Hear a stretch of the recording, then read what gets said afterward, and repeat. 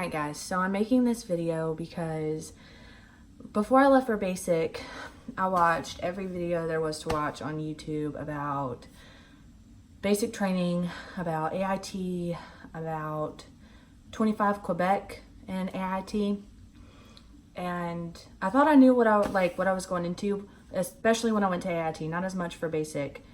And then when I got here, it was like getting hit by a bus. This is not anything like what I thought it was going to be. I'm not really sure why.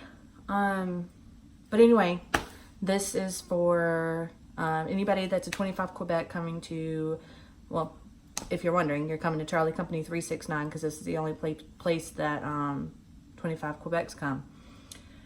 And any questions you might have, hopefully this will answer them. So the main thing that I wanted to know was, would I have my phone? What weekends would look like for me. I thought that weekends would be like I had to get off post passes and I'd be able to spend like overnights with my family. That was the biggest thing that I thought coming in here.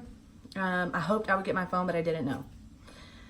So a couple things that I think that you should know are: A, you will get to keep your phone. B, you don't get off post passes, like overnight passes in Charlie Company 369, ever.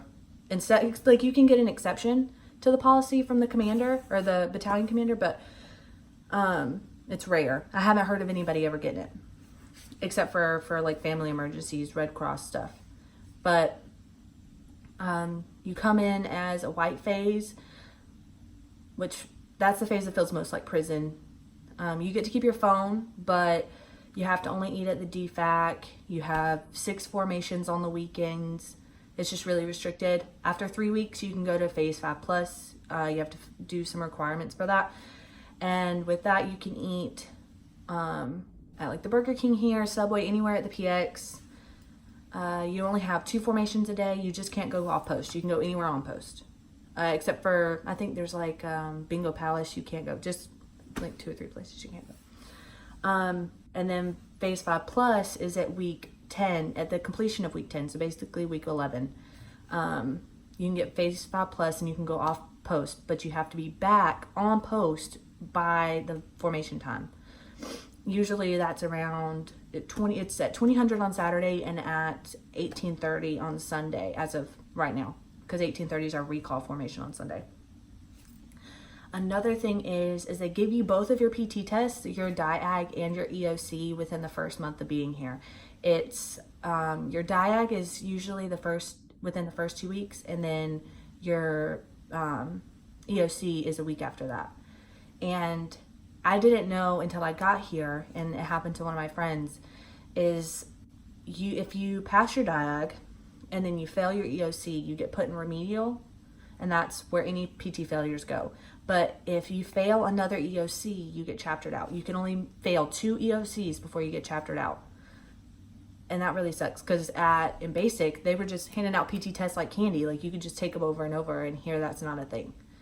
So I know she's really stressing out about it right now because we're in week 9 and she failed her EOC because she passed her DIAG.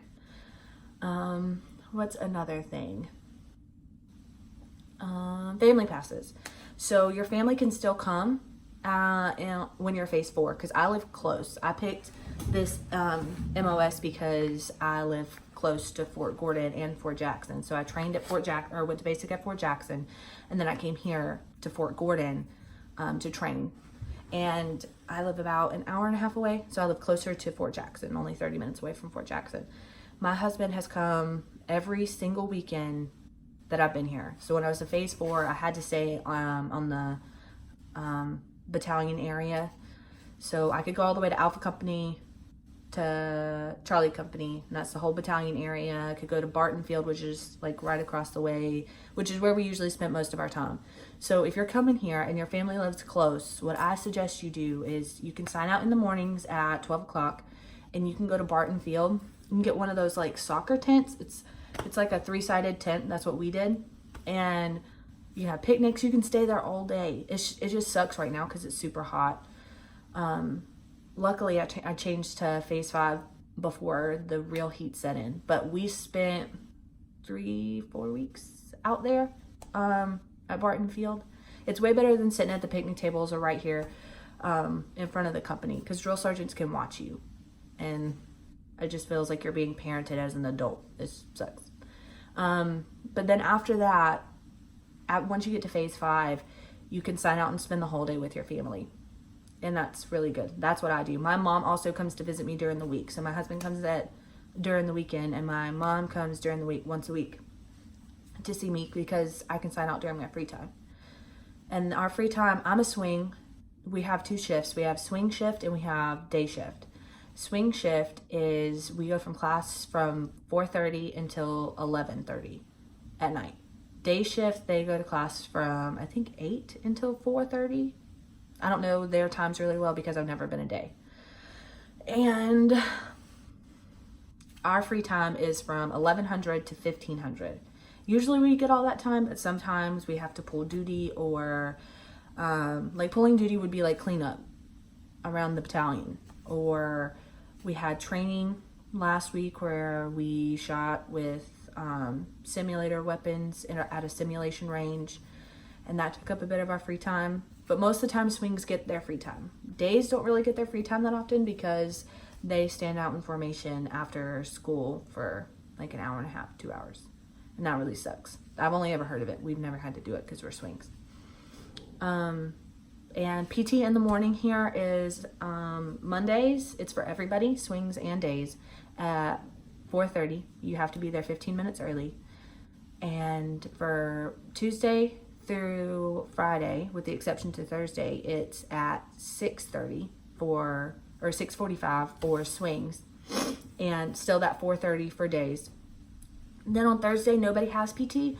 We have classes on suicide prevention, heat exhaustion, or combatives. We don't find out until like that night what we're going to be doing the next day. So, what else? You can, like, what you can absolutely cannot have here. Like, these are things that they freak out about. Vapes, vape pens, any kind of electronic cigarette, you're not allowed to have here. You can have it so I've heard, you can have it in the regular Army, but you can't have it while you're in training. Apparently they've had like people die or have heart attacks or strokes or whatever, so they're super strict about bringing that stuff here. And alcohol, any contraband in your bay. I know people still bring like chips and stuff, and they're not supposed to, but they do wellness checks and shake you down and check your whole room. I've had 3 of those happen since I've been here, and they catch a whole bunch of people, but what they're really looking for is vape pens and alcohol, which they haven't found any vape pens since I've been here, but they have found alcohol. We had a soldier last weekend actually go to the hospital for alcohol poisoning. Now the phase 4s are getting screwed over because he messed up. What else? I can't think of anything right now. I want to keep this video kind of short that I would have wanted to know. But if you guys have any questions, feel free to ask. I can always make another video. Have a great day, guys.